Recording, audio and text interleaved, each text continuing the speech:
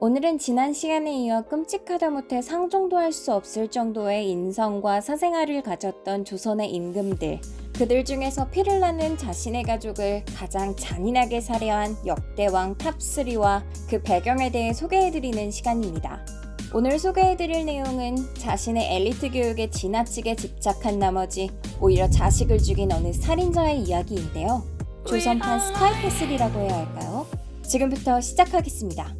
태어나자마자 원자로 봉해지고 2살의 나이로 역대 최연소 세자로 책봉된 조선시대 최고의 금쪽이가 있었습니다.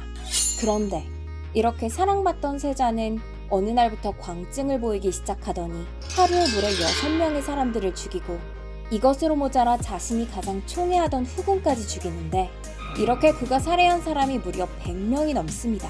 세자의 폐악을 보다 못한 임금은 세자에게 자결을 명했고, 세자가 이를 거부하자 지엄한 명을 내리는데 그것은 바로 뒤주를 대령하라는 것이었습니다.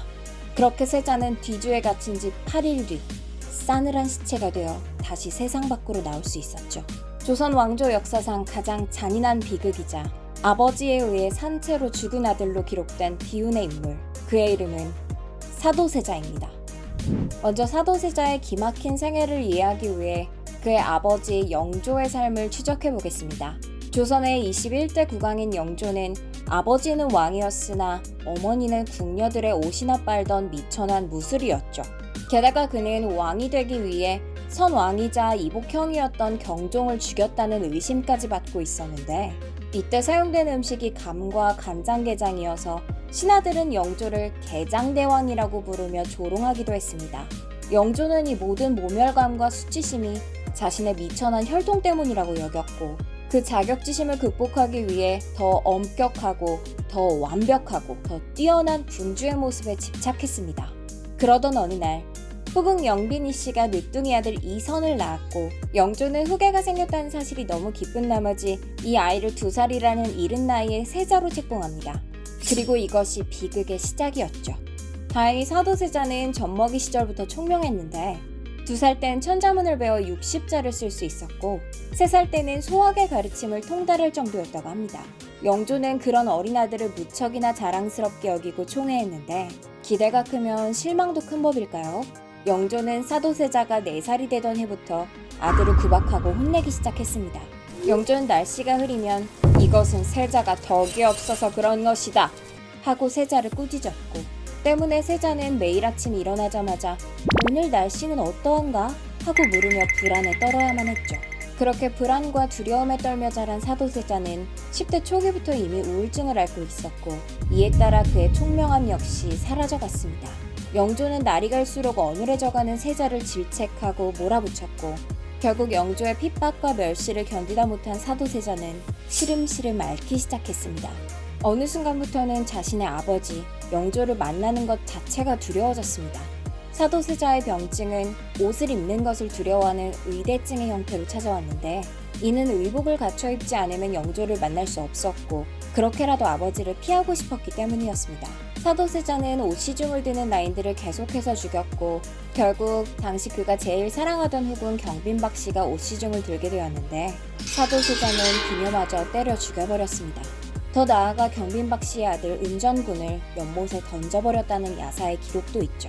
이때라도 영조가 사도세자의 마음을 헤아려줬다면 좋았을 텐데, 영조는 사도세자를 정신병자 취급하며 더 격분했고, 이에 따라 사도세자의 광증 역시 점점 더 악화되어 갔습니다. 그는 대낮에 내간들을 죽이고 궁녀를 겁탈하는 등 고문과 살육을 멈추지 않았고, 세자로서 절대 해서는 안 되는 이 같은 범죄 행각에 결국 영조는 세자를 제거하기로 결심합니다. 이것은 지도자로서의 책임감이었을까요? 아니면 아버지로서 아들의 악행을 멈추고자 함이었을까요? 그럴 리가요. 영조는 그렇게 인간적인 인물이 아닙니다. 당시 영조에게는 세자 따위와는 비교도 되지 않는 완벽한 왕제, 훗날의 정조가 되는 세손이라는 패가 있었고, 이에 방해만 될 뿐인 세자는 하루라도 빨리 치워버리고 싶은 마음이었던 것이죠. 그렇게 사도세자는 만 27살이라는 젊은 나이로 7월의 한여름 땡볕 아래에서 뒤주에 갇혀 비참하고 고통스럽게 생을 달리하고 맙니다. 다른 누구에 의해서도 아닌 친아버지의 손에 의해서 말이죠. 물론 아무리 학대를 받고 자랐다고 해도 100명이 넘는 사람들을 살해한 사도세자의 행동은 절대로 용서받을 수 없는 범죄임이 분명합니다. 하지만 영유아기부터 학대에 가까운 잔인한 교육을 받고 자란 사람이 멀쩡하기를 바란다는 것 역시 모순이겠죠. 또 한 가지 아쉬운 것은 사도세자가 뒤주에 갇혀 목숨을 잃은 이 사건은 훗날 정조에게까지 악영향을 끼쳤다는 것입니다. 신하들은 사도세자의 아들인 정조가 자신들에게 정치적 보복을 가할까 언제나 두려움에 떨어야 했고, 이에 따라 정조는 받지 않아도 될 신하들의 견제를 늘 받아야만 했죠. 결국 영조의 자격지심은 그렇게나 아꼈던 손자에게까지 해를 끼친 것입니다. 영조는 사도세자를 죽인 뒤 생각할 사, 슬퍼할 독, 즉 너를 생각하며 슬퍼하노라 라는 뜻의 시호를 내리는데, 글쎄요, 있을 때 잘했으면 좋았을 텐데 말이죠. 당시의 조선에 오은영 박사님께서 계셨다면 뭔가가 달라질 수 있었을까 하는 아쉬움이 남네요. 영상이 재미있으셨다면 구독과 좋아요 부탁드리겠습니다. 감사합니다. 벌거벗은 지식님이었습니다.